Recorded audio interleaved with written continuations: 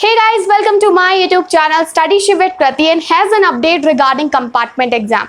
Compartment exam of a class 10th and 12th has been conducted successfully and अब बारी आती है आपकी जो कॉपी चेकिंग है वो, क्योंकि रिजल्ट काफ़ी जल्दी आएगा। यूजीसी की गाइडलाइंस जो है वो कॉलेजेस के लिए आ चुकी है।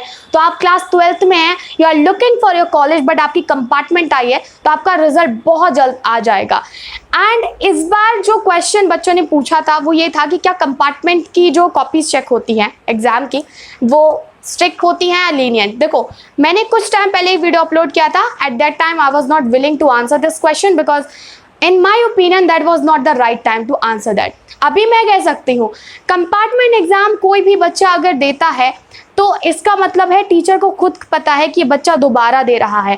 Teacher try it's best, like वो अपना 100% देता है कि बच्चे को किसी ना किसी तरीके से पास कर दे। तो यू कैन से दैट कि कंपार्टमेंट एग्जाम देने के बाद जो कॉपी चेकिंग है वो लीनियंट ही होती है, वो स्ट्रिक्टली चेक नहीं होती है। तो अगर आप अपनी आंसर शीट में कुछ ना कुछ लिख के आए हैं it means that you will get marks and आप जो है आसानी से पास हो जाएंगे।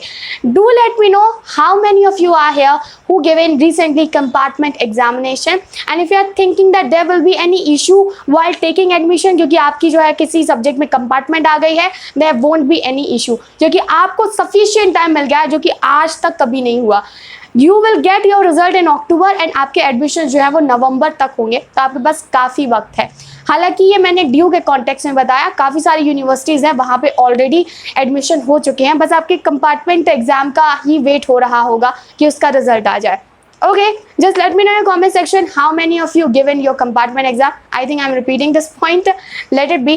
Hit the like button, share this video and subscribe Studyship with Krati too for more such sort of a content, and do let me know what sort of a video you want me to make in our upcoming videos.